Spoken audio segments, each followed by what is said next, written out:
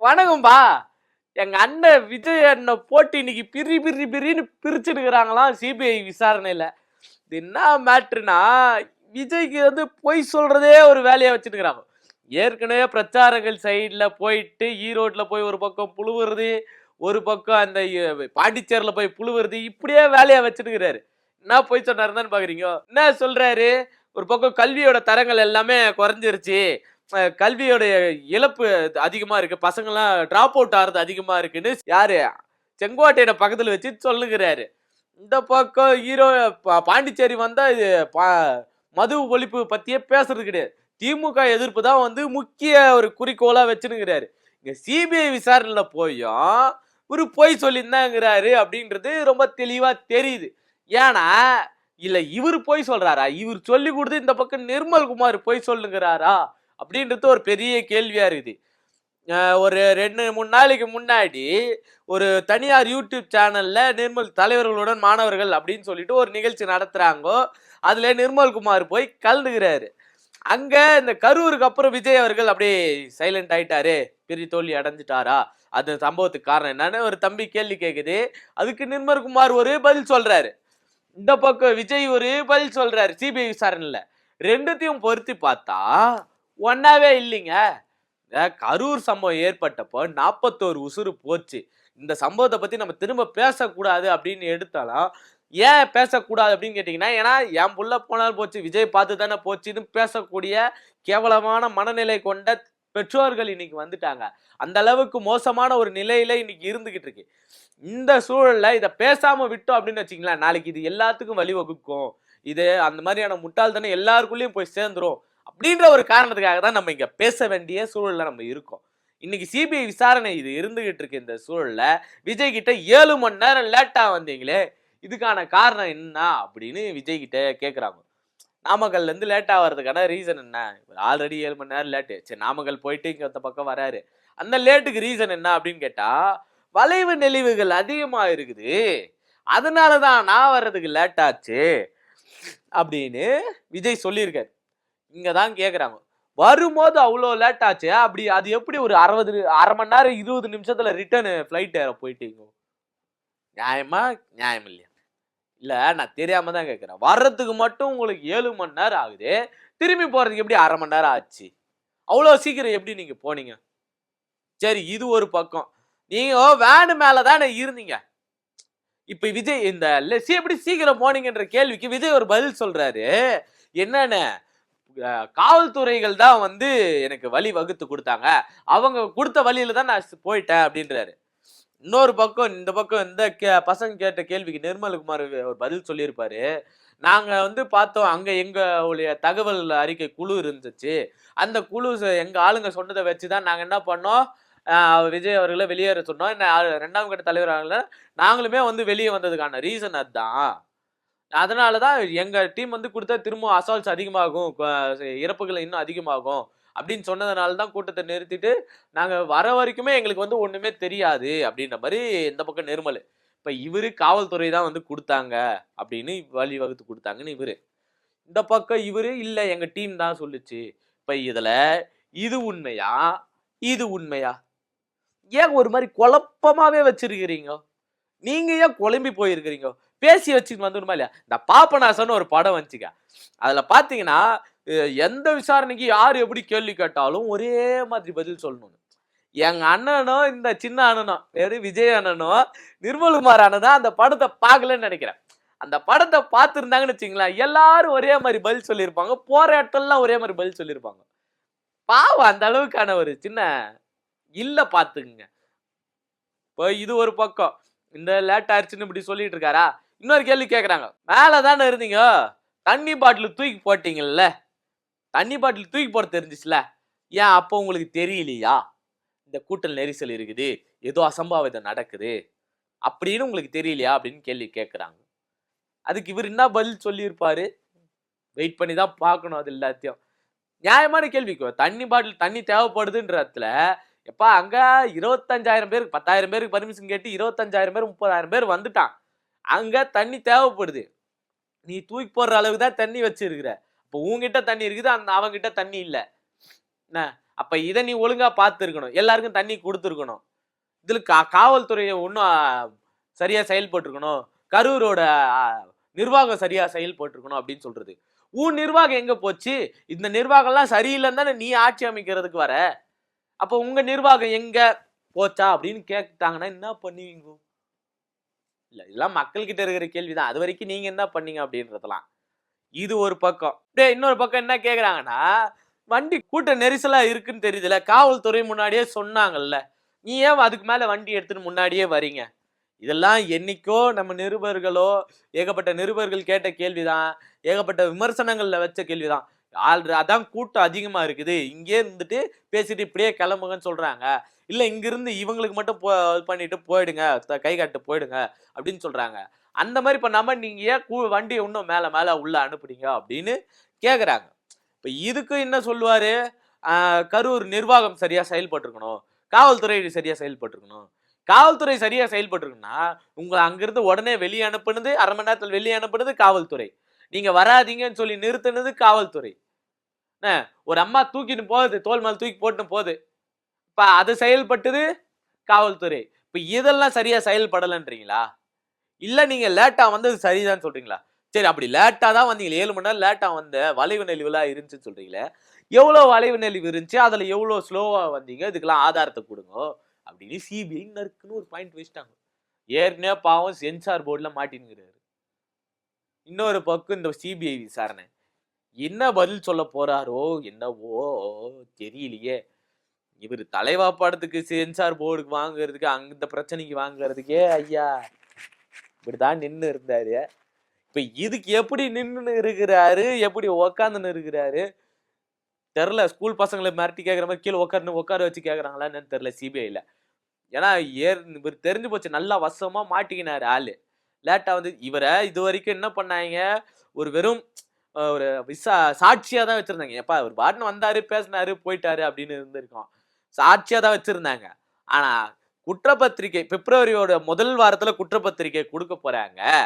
அதுல விஜயோட பேரும் மென்ஷன் ஆகுது, விஜயும் ஒரு குற்றவாளி தான் அப்படின்னு மென்ஷன் ஆக போகுதுன்றது தெளிவா ஒரு நியூஸ் வந்துருச்சு. இவர் கேட்ட கேள்வியிலே தெரிஞ்சு போச்சு. இன்னொரு சம்பவம் நம்ம சொன்ன மாதிரிதான், ஏற்கனவே நிறைய பேர் விமர்சனங்கள் வச்ச மாதிரியும், நிறைய அனலைஸ்ல சொன்ன மாதிரியும், ஒரு அந்த ஜனநாயகன் படத்துடைய விஷுவலுக்காக ஒரு செயல் நடந்தது அப்படின்றதும், அதே விஷுவல் வந்து அந்த ட்ரெய்லர்லயே இருக்குது அப்படின்றது ரொம்ப தெளிவா தெரிஞ்சு போச்சு.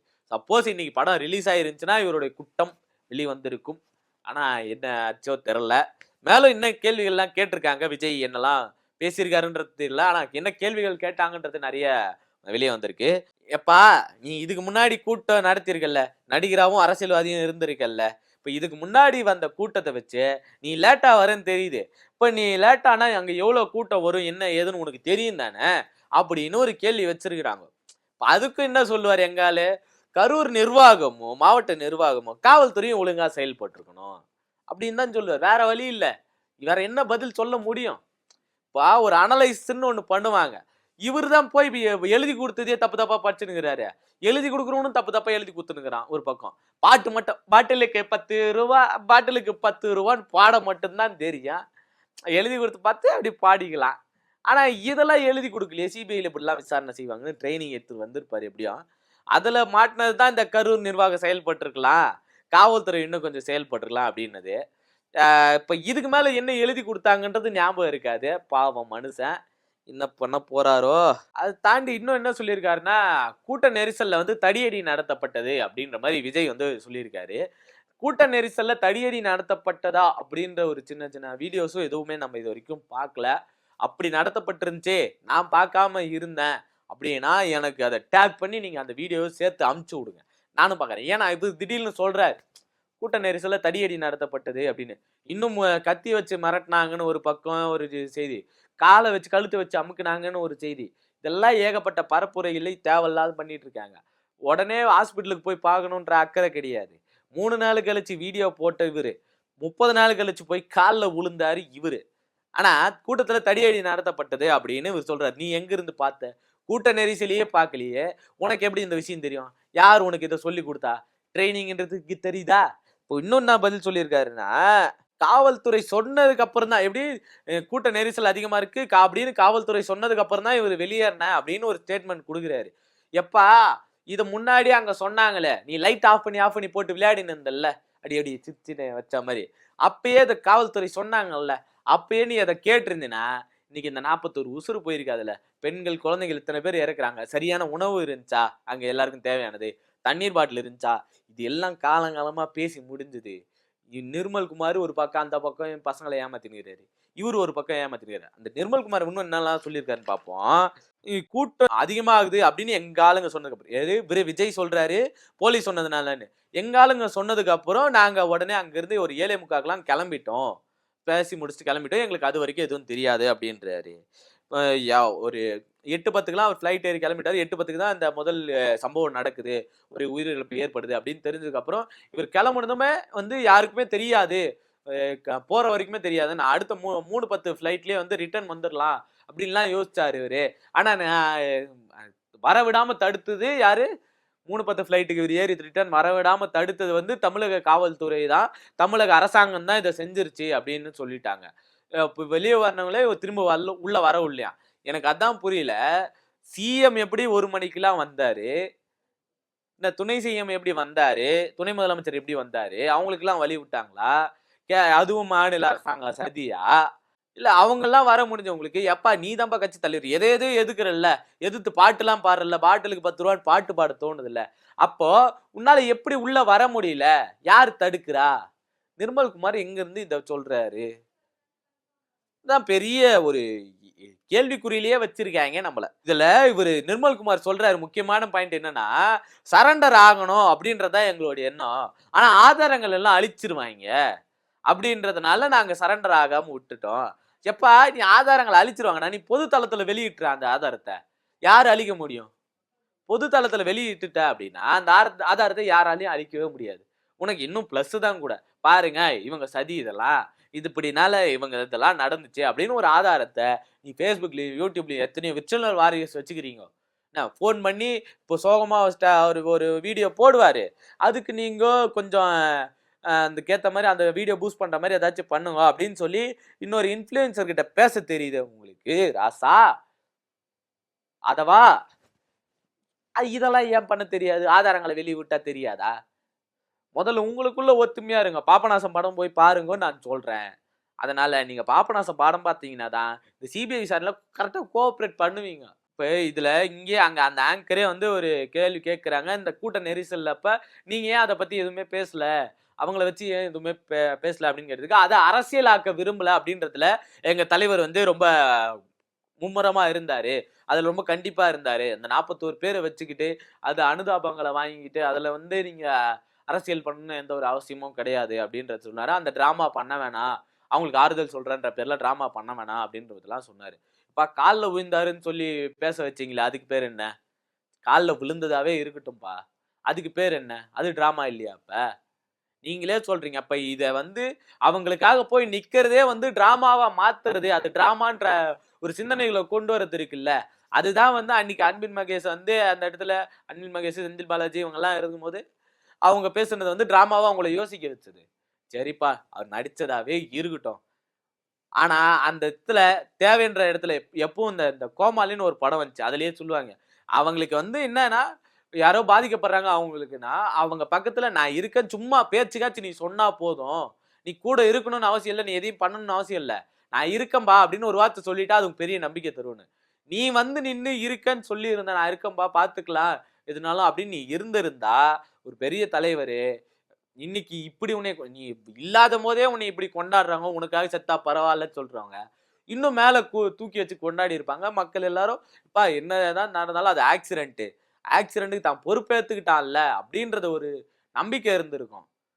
இங்க இவரு ஒரு நிர்மலு ஒரு மாதிரி பேசின்னு ஒரு பக்கம், இன்னொரு பக்கம் சிபிஐ விசாரணையில விஜய் ஒரு மாதிரி பேசின்னு, 2 பேருமே நான் சொல்றேன் பாபநாசம் படம் பாருங்க, பார்த்துட்டு விசாரணைக்கு ஆஜராகுங்க. ட்ரைனிங் பத்தல, நீங்க போய் பாஜக கிட்ட மாட்ட போறீங்கன்றது உறுதியாகி போச்சு. சரியா? என்ன நடக்குது ஏது நடக்குதுன்றதை நம்ம காத்திருந்து பார்க்கலாம். இதை பத்தி உங்களுக்கு ஏதாச்சும் தோணுது அப்படின்னா கமெண்ட்ஸ்ல சொல்லிட்டு போயிடுங்க. நன்றி.